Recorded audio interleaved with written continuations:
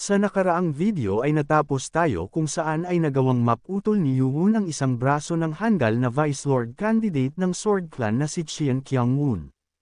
Napapasigaw naman ang Young Master sa pagkakaputol ng kanyang braso, agad namang pinapahinto ng isang alalay ng Young Master si Yuwon ngunit agad naman niya itong inapakan sa kanyang katawan. Sa nangyari ay nagmamakaawa ito sa ating bida na huwag niyang ituloy ang gagawin nito. Ngunit sinabihan lamang siya ng ating bida na ang lahat ay huli na. Nagmamadali namang tumatakbo sila Baekgi at Wang Hul dahil sa labis na pag-aalala kanila Heobong. Ngunit nagtataka naman dito si Wang Hul sa ginagawa ni Heobong sa harap ng napakaraming napinsalang mga kadet. Nang bigla nitong napansin si Moonju, at napapatanong kung sino naman kaya ang kausap nito. Nang bigla naman silang nagulat dahil sa nakita nila, ay ang pinuno nilang si Qian Yuwon. Kaya naman ay bigla na lang napaluhod dito si Wang Hul at napasigaw na siya bilang kanyang unang espada. Go Wang Hul, ay ikinagagalak na batiin si Qian Yuwon sa kanyang pagbabalik. Nagulat naman dito si Moonju sa ginawa ni Wang Hul, kaya naman ay agad na din itong lumuhod at binabati si Yuwon sa kanyang pagbabalik. Napansin naman nila si Baekgi na nakatulala lamang dito, sa isip naman nito, na bilang isang proficient master na kagaya niya ay hindi nito mapigilan ang malunod sa nararamdaman nitong lakas ni Yuwon, at ang pakiramdam nito ay parang ang director ng academy nila na si Left Guardian, ang nakatayo sa kanyang harapan, kaya naman ay bigla din itong napaluhod sa saya at binabati si Yuwon sa kanyang pagbabalik bilang ang kanyang ikatlong espada. Tinatawanan naman siya ng isa dito at sinasabi na ito ang una nitong nakita na gumalang ito kay Yuwon gamit ang kanyang titulo sa pagiging espada ni Yuwon, dahil umpisa pa lang ay hindi ito komportable sa pagbigkas ng mga ganitong klaseng titulo sa kanyang pangalan. At sumunod na din bumati ang pang-apat at ika-anim nitong espada kasama ng iba pang mga kadet sa kanyang pagbabalik. Masaya namang nagpapasalamat dito si Yuwon dahil sa kanilang paghihintay. Nang matapos ay nagsaya na ang mga ito. Bigla namang may napansin si Wang Hul sa di kalayuan, at nagtataka kung ito ba ang Vice Lord candidate ng Sword Clan na si Qian Qiangwon, kaya naman ay may gulat itong nagtatanong kay Yuwon kung matagumpay na ba nitong nakamit ang pagiging Grandmaster Prowess. Nginitian lamang ito ni Yuwon. Makalipas ang kalahating oras, sa Demonic Academy Infirmary naman ay masayang-masaya si Dr. Beck sa kanyang nabalitaan na nakalabas na pala si Yuwon mula sa isolation training. Ang balita patungkol sa paglabas ni Yuwon at sa pagwasak nito sa grupo ni Qian Qiangwon, ay mabilis na kumalat sa buong Demonic Academy. Ang 5 sa 6 na mga Vice Lord candidate ng 6 na main clan, ay matagumpay na naalis ni Yuwon. Ang mga kadet ay seryoso nang tinitignan ng malaking posibilidad na ang susunod na Vice Lord ay hindi mula sa 6 na main clan, dahil dito ay nagkaroon ng malakas na pagkabahala sa mga kasamahan ng Vice Lord candidate ng Dark Clan, Qian Muyon. Ngunit si Qian Muyon mismo ay hindi nababahala patungkol dito, bagkus ay itinuon nito ang kanyang focus sa pagpapalakas ng kanyang martial art. Sa Demonic Academy, Director's Office naman, ay nagtataka si Left Guardian sa ibinabalita sa kaniya ng isa nitong gwardya, na base sa kanyang tansya ay naabot na ni Yuwon ang Grandmaster Prowess. Sabi pa ng gwardya na sa totoo lamang ay hindi lamang ito pagtatansya lamang dahil totoo talaga ito. Dahil matapos nitong may palabas si Yuwon sa kanyang silid sa isolation training room, ay nakita mismo ng kanyang mga mata na isinagawa ni Yuwon ang superior chi telekinesis. Sa isip naman ng Left Guardian na dahil ang isolation training ni Yuwon ay sobrang natagalan, ay akala nito na maaabot nito ang True Master, ngunit ngayon ay isa na itong Grandmaster. Sa buong kasaysayan ng Demonic Academy, ay wala pang kahit na isang tao ang nagawang makaabot sa Grandmaster Prowess nang hindi pa nakakapasa sa ika-6 na pagsusulit, at ito ay hindi niya kayang maipaliwanag sa pagsasabi lamang ng pagiging genius level nito. Nang bigla naman itong natigilan dahil sa kanyang naramdamang aura sa paligid. Nang bigla naman itong tumawa at sinasabi na totoo pala ang kanyang mga sinabi, nagtaka naman dito ang gwardya at sinasabi kung may problema ba sa kanyang sinabi. May bigla namang kumatok sa kanyang pintuan, kaya naman ay inutusan niya ang gwardya na papasukin ito. Sa isip ng left guardian na kung hindi pa nito natanggap ang report sa kanya ng gwardya, ay mapaghihinalaan niya ito na isa sa mga council elders, dahil sa lakas ng enerhiya na kanyang naramdaman dahil sa kanyang chi na nakapalibot sa buong Demonic Academy. Nang makapasok ito ay agad naman siyang sinalubong ng left guardian, dahil sa laki ng pinagbago nito ay halos hindi na niya ito makilala, kaya naman ay tinanong niya ito kung ano ang nagdala sa kanya dito. Sa Sealed Demon Cave naman, ay agad silang nagtungo dito. Namamangha naman si Senior Instructor Hu dito dahil halos 4 na oras pa lamang matapos nitong makalabas sa Isolation Training Facility, ay nais na nitong subukan na magawa ang ika-5 pagsusulit, at mukhang nagmamadali ito. Sabi ni Yu na ang kanyang mga tagasunod ay nagawang matapos ang ika-5 pagsusulit habang siya ay nasa loob ng Isolation Facility. Kaya naman ay naisip nito na mas mabuti kung magawa na din niya na matapos ito sa lalong madaling panahon. Sa isip naman ni Senior Instructor Hu na sobra itong nakakamangha, dahil nagawa din itong mag-ensayo ng sobra sa nakalipas na 3 taon, at makarating sa pagiging True Master, ngunit bukod doon ay mukhang siya na ang magnanais na subukan si Yu sa isang duelo ngayon. Pagpasok naman ni Yu ay nagulat ito, dahil ang hangin sa loob ay mas malamig kumpara sa labas, at ito ay sobrang laking kuweba kumpara sa kanyang inaasahan.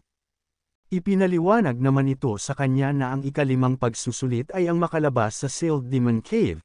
Ito ay pagsusulit kung saan ay kailangan nitong makalagpas sa madaming mga patibong sa loob ng kadiliman, at gamitin ang tanging mga pandama lamang. At kapag nakapasok na ito ay maghihintay sila na makalabas ito ng 2 oras, at kapag hindi nito nagawang makalabas sa nasabing oras, ay iisipin nila na may nangyari na ditong masama at ihihinto ang mga patibong. Sa isip naman ni Yu na mukhang may mga switch na mag-a-activate ng mga patibong sa loob ng kuweba, at mukhang ito ang sinasabi sa kanya ng mga kasamahan nito. Kaya naman ay sinabihan na siya ni Senior Instructor Hu na ang kanyang pagsusulit ay mag-uumpisa na. Sabi nito na ito ang Sealed Demon Cave, na kung saan ay ito ang kuweba na kung saan ay may demon ditong nakasilyo. Sa kailaliman naman ng kuweba, sa loob ng nakasilyong parte nito, ay may isang nilalang ang nagising mula sa pagkakatulog nito. Dahil sa dilim ng lugar ay agad nitong ini-activate sa nanomachine ang night vision mode nito. Nang matapos ay nagpatuloy ito sa paglalakad at napapasabi na mukhang mahaba habang lakarin ang lugar na ito. Ngunit may naaamoy itong parang isang langis, ngunit mas parang isa itong dugo, at napakaraming iba't ibang amoy sa loob nito na naghalo-halo na lang, kaya naman ay hindi nito matukoy kung ano ba talaga ito. Nang bigla naman itong nakakita ng isang tunnel, sabi nito na mukhang dito na mag-uumpisa ang mga trap mechanism sa lugar na ito. Dahil sa nakikita niya ang paligid ng malinaw pa sa sikat ng araw, ay kailangan itong gamitin ang kanyang teknik upang magawang lagpasan ang mga ito ng mabilis. Nang bigla namang may nag-activate na trap, na agad naman itong napansin, ito ay nagmula sa kanyang gilid, ito ay mga palaso. Agad naman niya itong inatake upang hindi tamaan ng mga ito, nang matapos ay nagpatuloy na ito sa paglalakad. Sabi nito na sa ganito kadilim na lugar, ay madali lamang na mahuli sa ganitong mga trap kung mahina ang iyong kakayahan. Kaya naman hindi na nito gagamitin pa ang kanyang movement technique at magpapatuloy na lang sa kaniyang paglalakad. Nang bigla naman itong may naapakang trap, kaya naman ay napatingin ito sa kanyang itaas dahil bigla itong gumalaw pabagsak sa kanyang kinatatayuan. Sa nangyari ay mabilis naman itong kumilos upang agad na makaalis, nang malapit na ay bigla itong napatalon dahil sa muntik na siya dito maipit. Sabi nito na mukhang ang mga trap dito ay mag-a-activate lamang kapag nagawa mong maapakan ang mga ito. Kaya naman ay kailangan na niyang tignan ang kanyang mga nilalakaran. Mabuti na lang na ang mga kagaya nito ay walang silbi sa kanyang nanomachine at sa night vision nito. Makalipas ang 30 minutong paglalakad ay napahinto ito. Sabi nito na mukhang ang kuweba na ito ay mayroong higit sa isang mga tunnel. Kung walang pagdaloy ng hangin sa loob ay maaring maligaw ang iba sa paglalakbay sa loob nito. Nang bigla naman itong natigilan, sabi nito na ang layout ng lugar na ito ay pamilyar siya. Noong nakalipas na 3 taon, ay naalala nito na may isang secret chamber sa loob ng detention center. Naalala nito na nagawa niyang makapunta dito at napaluhod dahil sa kanyang pasasalamat, Sa isip nito noong panahon na iyon ay ito ay sobrang malaking swerte dahil sa nagawa nitong matagpuan ito ng hindi inaasahan, at kapag ang uncanny demonic poison staff ay nalaman ang tungkol dito, ay sigurado siya na ikamamatay nito ang kanyang mararamdamang matinding galit, at ang natitira na lamang na kanyang gagawin ay ang sirain ang lahat ng bakas sa pagkakatuklas ng Heavenly Demonic Sword Art. Kasama na din ang mga sulat patungkol sa sword technique, dahil wala itong intensyon na magawang matutunan pa ng iba ang kagaya nito. Nang bigla itong nagulat dahil sa pagyanig sa loob nito, at biglang nag-umpisang magbagsakan ang mga bato sa kanyang itaas, na maya-maya naman ay natapos din. Ngunit nagulat naman ito sa kanyang nakita, dahil ang mga bato na nahulog ay may bilang na 24. Ito ang mga salita na nagpapaliwanag sa movement ng Heavenly Demonic Sword Art, at mukhang mayroon ditong nakatagong mekanismo. Habang tinitignan ng mga ito ay bigla siyang may napansin na kakaibang ukit sa likod ng mga ito, kaya naman ay napapatanong siya kung para saan naman kaya ito. Matapos na makonekta ang mga linya sa likod ng mga luminous stone, ay malinaw na isa itong mapa ng kayamanan na nagtuturo sa kung saan, ngunit wala itong panahon pa upang alamin kung saang lugar naman ito matatagpuan, kaya naman ay inutusan na lang nito ang nanomachine na i-save ang mga impormasyon patungkol dito.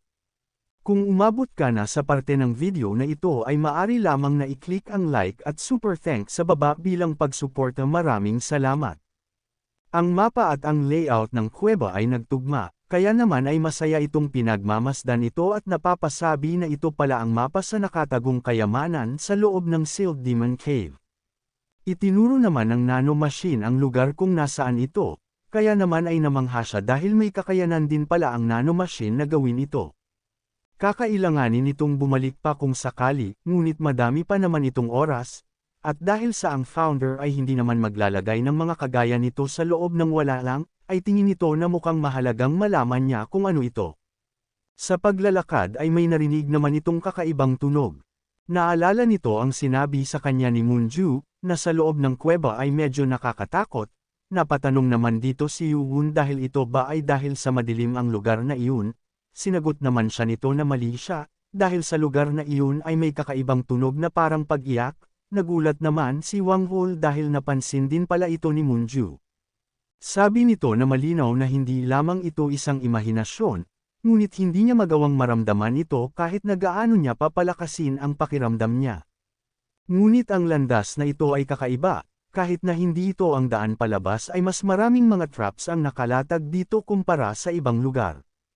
Nang bigla itong napahinto, sabi niya na ito ang tinutukoy ng mapa, ngunit ito na ang hangganan. Bigla naman itong nagulat dahil hindi kaya na ito na ang hinahanap niya, base sa nakasulat sa batong ito. Narinig naman nito ulit ang boses, kaya naman napasabi ito na kung ang founder kaya ay may ikinulong sa likod ng batong ito. Sabi nito na hindi siya sigurado, ngunit nararamdaman nito ang malakas na demonic presence dito, kaya ba tinawag ang lugar na ito na Sealed Demon Cave? Paano kung sa huli ay may palabas siya dito na isang bagay na hindi niya makakaya dahil sa paggawa ng mga hindi naman kinakailangan, ngunit bakit mayroon silang iniwang mapa sa lugar na ito? Sabi nito na wala siyang oras para mag-isip pa, at kung ang bagay na ito ay may kaugnayan sa naiwang pamana ng Heavenly Demonic Founder, ay walang rason para ang isang ito ay mapanganib. Kaya naman ay sabi nito na kailangan niya munang wasakin ang pader na ito. Agad itong nagpakawala ng isang atake, ang Butterfly Dance, Connecting Dance, 5th Technique. Agad naman itong tumama sa bato, ngunit nagulat ito sa naging resulta ng pag-atake niyang ito. Dahil mas mababaw pa ang nagawa niya kumpara sa marka sa mga naiwan ng Heavenly Demonic Founder sa mga Sapphire Monolith, at ano naman kayang mayroon sa pader na ito. Sabi ng system na ang tigas ng batong ito ay kaparehas ng mga nasa Precious Library na Sapphire Monolith. Sabi naman dito ni Yuwon na hindi ito kaparehas, dahil ito talaga ay isang Sapphire Monolith, at ang tanging pinagkaiba lamang ay ang mga itsura nito sa labas. Ang teknik na hindi nito may sigaw dahil sa hindi sapat na ang mga impormasyon lamang nito na nai-transfer sa kanyang katawan, ay ito ang teknik na magagawa niya lamang na may sigaw matapos makamit ang pagiging Grandmaster Prowess. Sabi pa nito na akala niya ay hindi na niya ito magagawang gamitin hanggang sa makatagpo siya ng isang malakas at mapanganib na kalaban, dahil sa sobrang lakas ng teknik na ito, at sinong mag-iisip na gagamitin niya lamang ito sa isang bato. Kaya naman ay naghanda na ito ng isang napakalakas na teknik, at ito ay ang Heavenly Demonic Sword Art, 4th Technique.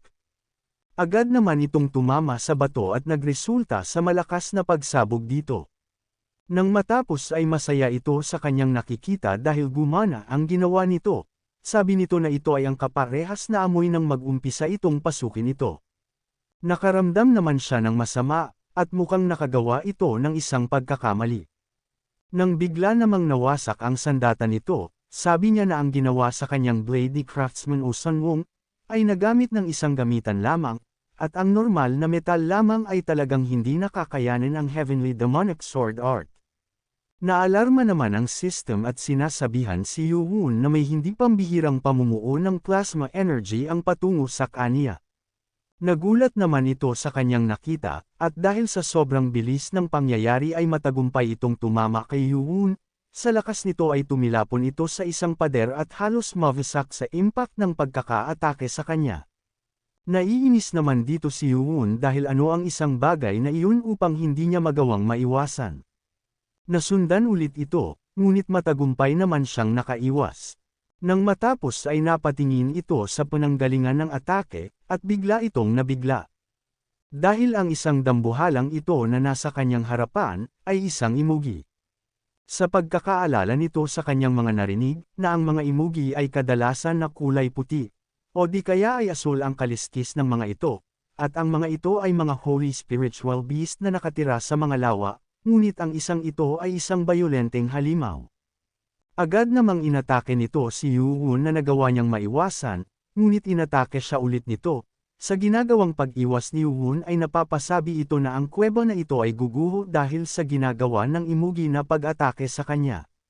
At kung ang buong bahagi ng chamber ay gawa sa sapphire, ay aayusin niya ang tungkol dito, una sa pagpapahabol sa halimaw na ito pabalik sa loob. Kaya naman ay nagpahabol ito sa imugi ng buo nitong bilis at tapang, nang makita nito na nakalabas na ng buo ang halimaw na imugi, ay sinabi nito na ito na ang pagkakataon, upang ipasunod ito pabalik sa loob. Maya-maya pa ay nakapunta ito sa maliit na butas at sinasabi na matagumpay ito sa kanyang plano, ngunit nang makapasok ito sa loob ay bigla naman itong nagtakas sa kaniyang nilapagan, at napapatanong kung ano naman kaya itong black liquid sa kanyang paanan. Dagdag pa nito na ang mabahong amoy nito ay nagdudulot sa kanya ng matinding sakit ng ulo. Nang bigla na lang itong sinugod ng imugi dahil ito ay matagumpay nang nakasunod sa loob kay Yuhun, kaya naman ay agad na din itong umatras upang makaiwas sa papasugod na halimaw. Sabi nito na hindi niya magawa ng maayos ang kanyang teknik, dahil sa malagkit na likido sa kanyang paanan, at agad naman din niya itong inatake matapos na makapaghanda. Ngunit bigla naman itong nagulat, dahil ang imugi ay gumawa din ng counter-attack dito. Nadidismaya naman ito dahil hindi man lang nagawang mag-ausan ito gamit ang Heavenly Demonic Sword Art, at mukhang parang humiwa ito sa isang matigas na metal, ang katawan nito ay mas matigas pa sa isang sapphire. Nang may napansin naman itong kakaiba sa tubig dahil walang kahit na anong mga pag-alon dito, at nagtataka ito dahil sa isa itong dambuhalang nilalang na nasa loob, ay dapat ang tubig dito ay aangat, ngunit nananatili pa din itong kalmado. Kaya naman ay inutusan nito ang nanomachine na magsagawa ng augmented reality, sabi ng nanomachine na may irregular na plasmic energy ang nakumpirma sa loob ng chamber. Ang plasmic energy ay isang fenomeno na kung saan ay ang enerhiya sa paligid ay nagiging hindi normal ang pagtaas na nagsasanhi sa condensation of ion particles. Kahit na ito ay hindi pa napapatunayan ng siyensya, ay ang isang ito ay nauugnay bilang isang spiritual phenomenon. Sinabihan naman na agad ito ng system na mag-iingat dahil may isang mabilis na pag-atake ang paparating, kaya naman ay agad din itong tumalon upang makaiwas. Sabi nito na base sa kanyang inaakala, kahit na hamampas ang malaking ulo nito sa tubig, ay hindi man lang ito nakagawa ng malakas na mga pag-alon, ngunit may narinig itong mga tunog sa impact nito sa lupa. Sabi ng nanomachine na lumalabas matapos itong maanalisa, na mayroong 24 na piraso ng mga metal ang lumulutang sa hangin sa tuwing naglalabas ito ng malakas na plasmic energy. Napatanong naman ito kung anong piraso ng metal ang sinasabi nito, at hindi niya maintindihan ang patungkol dito. Inutusan nito ang nanomachine na markahan ang mga piraso ng metal na tinutukoy nito, matapos ay lumabas na ang resulta dito, kaya naman ay hindi ito makapaniwala sa kaniyang nakikita, dahil ang lokasyon ng mga piraso ng metal, ay kaparehas ng mga direksyon na kung saan isasagawa ang basic sword technique ng Heavenly Demonic Sword Art. Kaya naman kung gusto mo na masubaybayan ang ating kwento ay i-open mo lang ang notification bell pagkatapos mo na mag-subscribe.